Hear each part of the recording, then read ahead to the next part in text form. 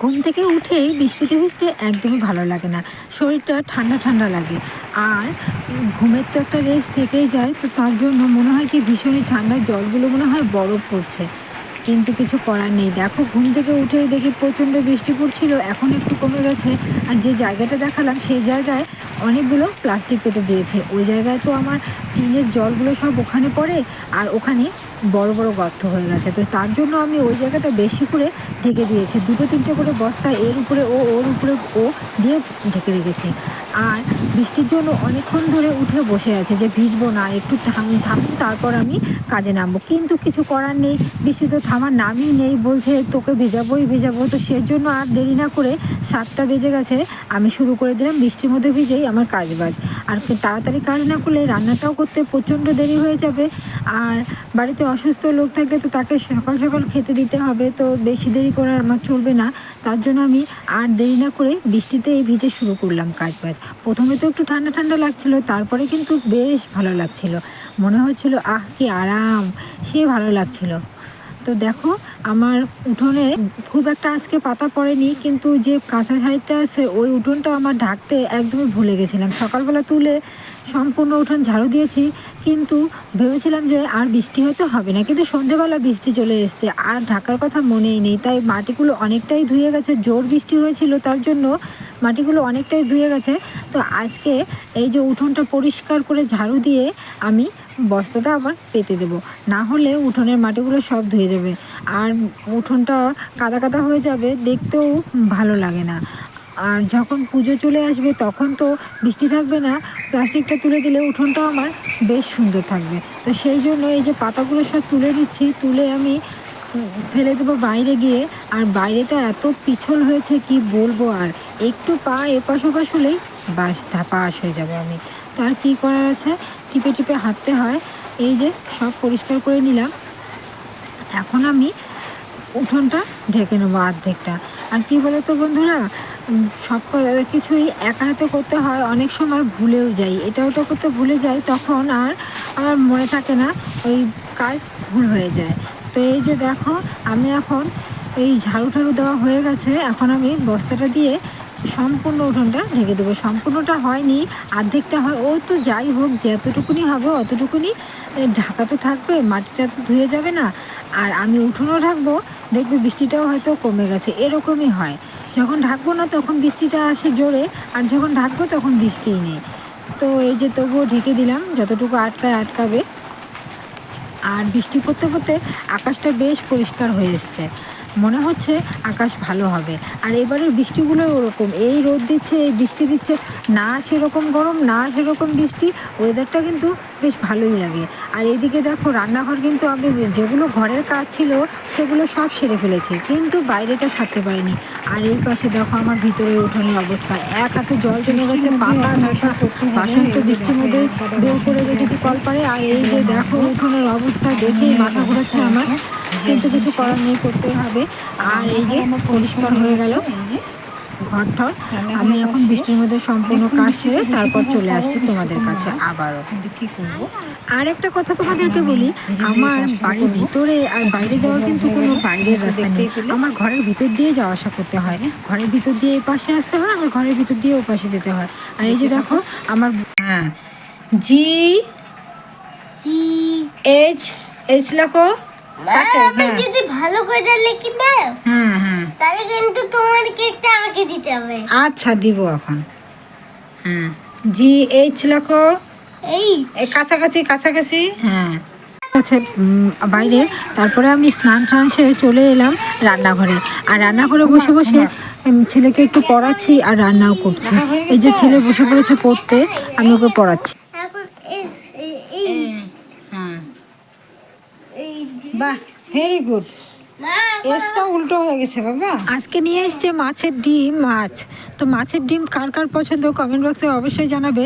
আর মাছের ডিমটা কিন্তু আমার ভীষণই ভালো লাগে, বিশেষ করে যেটা একটু পুরাট হয়, মানে কচিটা ভালো লাগে না, কচিটা যেন খেতে কীরকম বিশ্রী লাগে, গাটা মানে কীরকম হয়ে ওঠে। আর যেটা একটু শক্ত শক্ত হয়ে যায় সেটা কিন্তু ভাজা খেতে ভীষণই ভালো লাগে। আর আমি এর মধ্যে দিয়েছি বেগুন, আলু আর হলো পেঁয়াজ আর লঙ্কা, এটা দিয়ে ভাজলে আমার ভীষণ ভালো লাগে, আর সকালবেলা গরম গরম ভাতের সঙ্গে উফ জমে যায় একদম খাওয়াটা। তো তোমরা কে কীভাবে এটা রান্না করো অবশ্যই কমেন্ট বক্সে জানাবে। আর এই যে দেখো কথা বলতে বলতে আমার কিন্তু কাটাও হয়ে গেছে, আমি বসিয়েও দিয়েছি, এগুলো ধোয়াও হয়ে গেছে, ধোয়ে ঠুয়ে নিয়ে একবারে চলে এসেছি। আর এই যে অল্প একটু মাছের তেল বেশি ছিল, সেটা আর আলাদা করে কোথায় ভাজবো, তো এখানেই দিয়ে দিলাম। আর তারপরে আমি প্রথমে বেগুন, তারপর পেঁয়াজ, লঙ্কা এগুলোকে একটু হালকা করে ভেজে নিলাম, না হলে না একসঙ্গে দিলে একটু কাঁচা কাঁচাই থেকে যায়। তো আমি আগে একটু বেগুনটাকে কষিয়ে নিয়ে তারপরে আমি মাছের তেল বা ডিমটাকে ছেড়ে দিই, তাহলে আমার খেতে ভীষণই ভালো লাগে। আর বেশ লাল লাল হয়, সেটা দিয়ে ভাত মাখলে খুবই ভালো লাগে গরম ভাতের সঙ্গে। সকালবেলা এটাই আজকের মেনু ছিল আমাদের, এটা দিয়ে সবাই খেয়েছি। তারপরে আমি মাছের ঝোল রান্না করেছি, মাছের ঝোলের জন্য কোয়াশ আর আলু আমি সিদ্ধ করে রেখেছি, সেটা দিয়ে পাতলা ঝোল বানাবো। আর কথা বলতে বলতে আমার দেখো ভাজাটাও বসিয়ে দিয়েছি, আর ভাজাটা কিন্তু এখনও কিছুই হয়নি, ভাজাটা হতে বেশ খানিকটা সময় লাগবে। আর পাশে বসিয়ে দিয়েছি আমার শ্বশুরমশাইয়ের জন্য ও গলা ভাত। বাবা গলা ভাত ছাড়া অন্য কিছু খেতে পারে না এখন, বাবার শরীরের অবস্থা খুবই খারাপ। তো কিছু করার নেই, শরীর যদি না সাথ দেয়, অনেকটাই চিকিৎসা করা হলো, অনেক টাকা পয়সায় খরচ করা হলো, কিন্তু ওর শরীরের কোনো পরিবর্তন হলো না। আমার বাবার অসুখটা হয়েছে হলো দুটো কিডনি ড্যামেজ হয়ে গেছে। আর এই যে দেখো আমি কথা বলতে বলতেই ভাত নিয়ে চলে এসেছি, বললাম না গরম গরম খেতে ভীষণই ভালো লাগে, সবাইকে দিয়ে আমিও গরম গরম নিয়ে বসে পড়েছি, মা ছেলে মিলে দুজনে। আমি ডাইনিং টেবিলে খেতে বসি না, তার কারণ হচ্ছে ও ভাত ফেলে নিচে শেষ করে দেয়, পরে পরিশ্রমটা আমারই হয়, দুবার করে পরিশ্রম করতে হয়। তো সেজন্য বলি বাবা তুই আর আমি চল নিচে বসে খাই। আর পাকাতে বসে বাবু হয়ে বসে খাওয়ার যে তৃপ্তিটা, সেটা কিন্তু টেবিলে কখনোই আসে না। আমার তো তাই মনে হয়, তোমাদের কি মনে হয়? তোমাদের মতামতটা কমেন্ট বক্সে জানাবে। আর এই যে দেখো খাওয়ার সময় একটু ভিডিও করে নিচ্ছি। সকালবেলা একটা ভাজা ভুজা হলে আমার হয়ে যায়, আমার ছেলেও তাই পছন্দ করে, আমি যেটা পছন্দ করি আমার ছেলেরও একই পছন্দ। কে বাবা, এই কতক্ষণ দেখবি তুই, আর কতক্ষণ দেখবি? আজকে আমার বরের ছুটি আছে, তাই সেজন্য ও বসে পড়েছে মেশিনে। অনেক দিন থেকেই মেশিনে বসতে পারে না। আমার শ্বশুরমশাই তো অনেক দিন থেকে অসুস্থ, কিন্তু তার মধ্যেও বেশি অসুস্থ হয়েছে আজকে 3-4 মাস থেকে। তো তখন থেকে ও মেশিনে খুব একটা বসতে পারে না, তাই কাস্টমারগুলো সব হাতছাড়া হয়ে যাচ্ছে। তো আজকে একটু সময় পেয়েছে, কালকে তো সকাল 7টার সময় গিয়েছিল, রাতের 12টার সময় বাড়ি চলে এসছে। আর আজকে সেজন্য ছুটি পেয়েছে আর মেশিনে বসে পড়েছে। আর এইদিকে দেখো দুপুরবেলা আমি চলে এসেছি শ্বশুরমশাইকে মানে বাবাকে খাওয়াতে। ছেলেকে বলেছি বাবা একটু আমার ক্যামেরাটা ধরে দিত, ও দূর থেকেই ওর কাকুর ঘর থেকে ক্যামেরা করছে, আমি ওই যে খাওয়াচ্ছি। কিন্তু কি বলবো, শরীরের খুবই খারাপ বাবার, বলার ভাষা দিয়ে নেই। আর এই যে দেখো খেতে খেতে গল্প করছিলাম, বাবা কেমন লাগছে ভাতগুলো, লবণ ঠিকঠাক আছে কিনা, এই বলতে বলতেই এই যে দেখো এখানে বমি করে দিচ্ছে।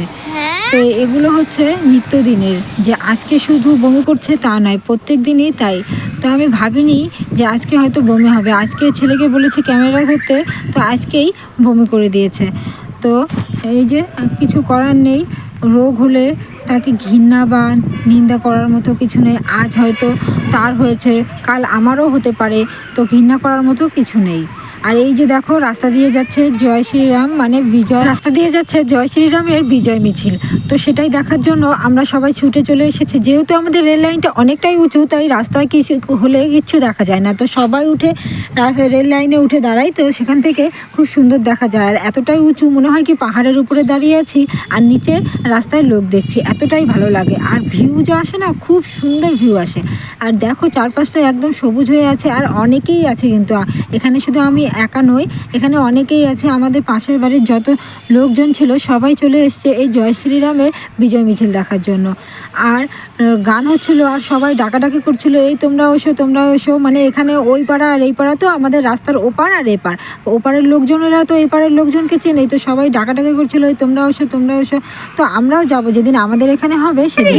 আর এই যে দেখো আকাশ প্রচন্ড খারাপ, তো আমার ননদ বলছিল বৌদি ভাই একটা ব্লগ করে দাও, এই যে করছে। ঝড় এসেছে, আকাশটা আপনারা আকাশটা পরিষ্কার হয়ে গেল, প্রচুর হাওয়া, আমাকে দেখলে তো আপনারা বুঝতেই পারছেন যে কিরকম। আর বিকেলবেলার দিকে আকাশটা প্রচন্ড খারাপ করেছিল, ঘন মেঘ হয়ে এসেছিল, তো তখনই এই ভিডিওটা শ্যুট করা হয়েছে। ও সেইটুকু এই জায়গাটা হচ্ছে আমার ভীষণই প্রিয় একটা জায়গা, এখানে বসে থাকতে আমার ভীষণই ভালো লাগে। তো আজকের মতো এখানেই আমার ভিডিওটা শেষ করছি বন্ধুরা, দেখা হচ্ছে নেক্সট কোনো ভিডিওতে। ততক্ষণের জন্য সবাইকে অনেক অনেক ধন্যবাদ।